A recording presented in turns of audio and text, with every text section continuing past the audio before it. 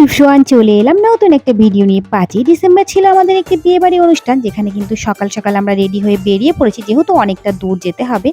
আর আমাদের সঙ্গে রয়েছে আমার হাজবেন্ড, আমার যা, আর রয়েছে দাদা। কিছুক্ষণ বাদে প্রচণ্ড খিদে পেয়েছিল, তাই ট্রেন থেকেই কিনে নিলাম চাল ভাজা মুড়ি, যেটা খেতে ভীষণ ভালো লাগছিল। আর খেতে খেতে পৌঁছে গেছিলাম আরামবাগ স্টেশনে। পৌঁছে এবার স্টেশন থেকে আমরা বেরিয়ে সোজা চলে এলাম কিন্তু বাস স্ট্যান্ডে এসে বাসেও উঠে পড়েছি। আর এই বাসে করেই কিন্তু যেতে হবে আমাদের যেখানে বিয়েবাড়ির নিমন্ত্রণ রয়েছে। ফাইনালি পৌঁছে গেছি আমরা বিয়েবাড়িতে। এসেই দেখছি কনের এদিকে ফটোশ্যুট চলছে। প্রথমবার যেহেতু এখানে এলাম, তাই বেশিক্ষণ আর দাঁড়ালাম না, চলো আস্তে আস্তে করে ভেতরে যাওয়া যাক। এখানে ছোট ছোট কিন্তু অনেক প্যান্ডেল করেছে। আর এপাশে দেখো রান্নাবাড়িও কিন্তু শুরু হয়ে গেছে। আমরা ফাইনালি এসে পৌঁছে গেছি প্রায় 1:30। দেখো আমাদের চোখ মুখের অবস্থা ভীষণই খারাপ, কারণ প্রচণ্ড ক্লান্ত, অনেকটা দূর থেকে জার্নি করে এসেছি। এখানে বসে খাওয়া দাওয়া করে খানিকক্ষণ বাদে চলে এসেছি ছাদে। এখানে ছিল রোদ, তাই ভাবলাম চলো একটু রেস্ট নিয়েই নিই, যেহেতু সকাল সকাল বেরিয়েছি। সন্ধে হতে না হতে আমি কিন্তু রেডি হয়ে গেছি, সকলেই রেডি হয়ে গেছিলো, কারণ আমাদের কিন্তু আবার বাড়ি ফিরতে হবে।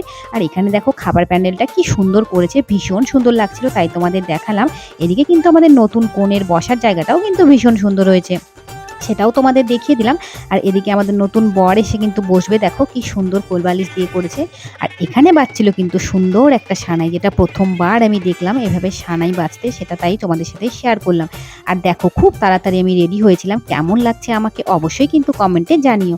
এদিকে আমাদের চলছে নতুন কনের ফটোশ্যুট, একবার ওদিকে একবার ওদিকে। কনে তো একেবারেই রেগে যাচ্ছিল। যাই হোক, কনের ফটোশ্যুট কমপ্লিট। এবার শাশুড়ি মাও কিন্তু একটু ফটোশ্যুট করে নিল। আর আমি এদিকে প্যান্ডেলে বসে বসে ভাবছি প্যান্ডেলটা কি সুন্দর লাগছে, আমাকে যে কেমন লাগছে কে জানে। নতুন কনেকে ফাঁকা পেয়ে আমি কিন্তু তার সাথেও একটু ভিডিও নিয়ে নিলাম। দেখো কি সুন্দর লাগছে নতুন কনেকে।